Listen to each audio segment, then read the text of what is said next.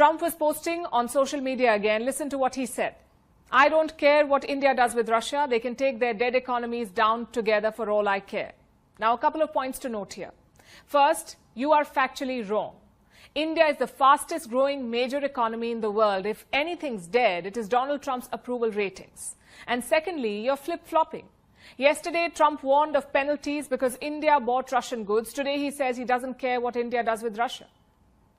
So which is it? Trump keeps saying that India is his friend, but his actions suggest otherwise.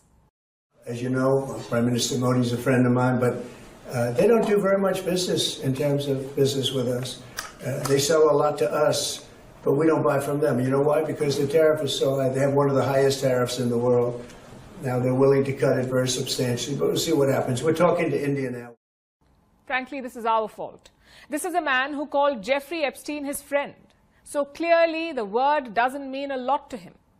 And speaking of toxic friends, America is rekindling with an old toxic flame. I'm talking about Pakistan. Trump has struck a deal with Islamabad. Again, let me quote from his statement.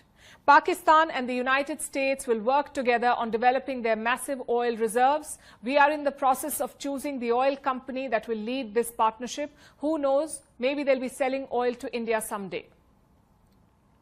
That's a twin affront. First, he strikes a deal with Pakistan, and then he suggests that India buy oil from Pakistan.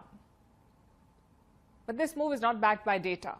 Pakistan has 353 million barrels of oil reserves. They rank 52nd in the world. I'll repeat, 52nd. They make up only 0.021% of global reserves. And yet Trump says Pakistan's reserves are massive.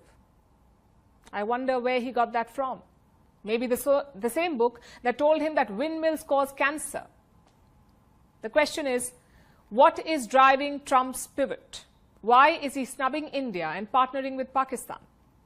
Well, we can think of three reasons. Number one, Trump has personal stakes in Pakistan. His family firm has signed a crypto deal with Islamabad, and since then, things have moved into overdrive. Reports say Pakistan is fast-tracking their crypto rollout. They want to integrate crypto assets into their financial system. Chances are Trump's firm will play a role in that. So that's the first reason. Reason number two, that could explain this pivot.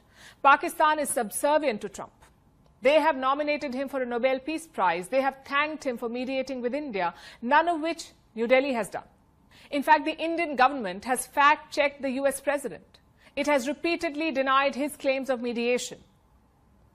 Which brings us to the final reason. The role of America's deep state. We are not talking about some secret cabal here. We are talking about the security establishment in the US. Your generals and spy masters, most of them have issues with India.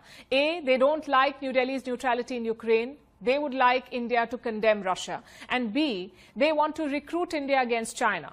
Basically treat us like a pawn. But India has refused to play ball. Our China policy is based on our national interest. Standoff, clash, reset, it'll be our call. Washington does not have the right to decide it. But Pakistan is more than willing. Their generals have long-standing ties to Washington, and we saw evidence of that this weekend. Pakistan awarded one of its highest civilian honors to an American general, the Nishan-e-Imtiaz. It was presented to U.S. General Mike Kurilla. He heads the U.S. Central Command. He recently praised Pakistan as a phenomenal partner. So simply put, the US deep state wants India to be a lackey, but India is unwilling to be one. And even on tariffs, New Delhi has fought for its interests.